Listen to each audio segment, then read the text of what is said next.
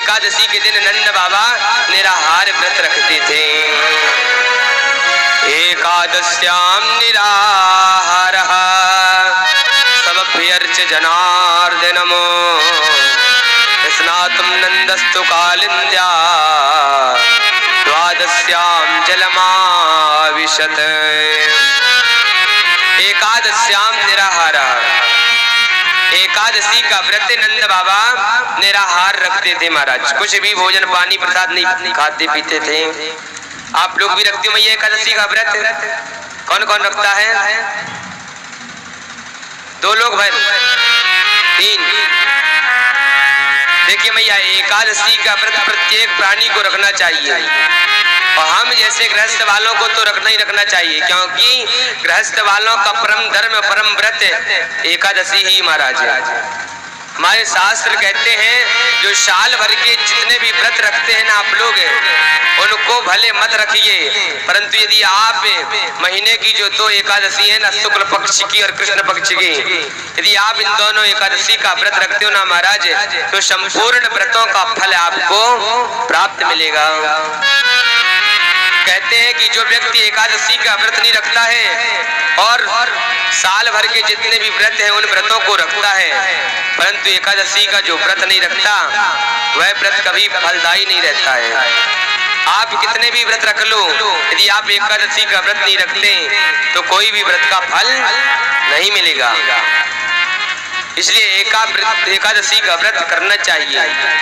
एकादशी व्रत के दिन चावल नहीं खाना चाहिए विशेष करके, क्योंकि कहते हैं जो एकादशी के दिन चावल को खाता है ना, वह चावल एकादशी के दिन कीड़े के समान कहलाते हैं। एकादशी महारानी ने चावलों को श्राप दिया था कि जो एकादशी के दिन चावलों को खाएगा वह चावल कीड़े के समान रहेंगे। एक बार एकादशी महारानी पाप जो होते हैं, पापों को मारने के लिए दौड़ी कि पाप के कारण जीव को बहुत गलत सजा भोगनी पड़ जाती है। कीड़े मकोड़े, घोड़ा, हाथी, कुत्ते, बिल्ली सब बनना पड़ जाता है इन पाप के कारण। इसलिए मैं आज इन पापों को मार करके भगाऊंगी।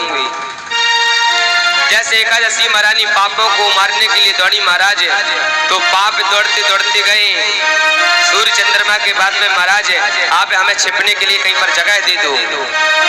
सूर्य और चंद्रमा ने मना कर दिया। जाकर के ब्रह्मा जी के पास में गए। ब्रह्मा जी ने कहा, भाई तू मेरे पास क्यों आया, तू जा यहाँ से। किसी ने भी जगह नहीं दिया छिपने के लिए।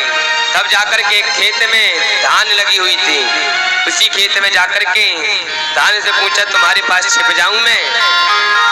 धान ने दे दिया कि जाओ आओ मेरे पास छिप जाओ, कोई बात नहीं। एकादशी महारानी को जब मालूम पड़ा तो एकादशी महारानी ने श्राप दे दिया कि तुमने पापों को छिपने के लिए जगह दिया है, इसलिए मैं तुम्हें श्राप दे रही हूँ कि जो आज एकादशी के दिन चावलों को खाएगा वह चावल कीड़े के समान होंगे। चावलों ने हाथ जोड़ करके कहा, महारानी ये तो हमें मालूम नहीं था, बहुत बड़ा अपराध हो गया हमसे, हमें क्षमा करिए।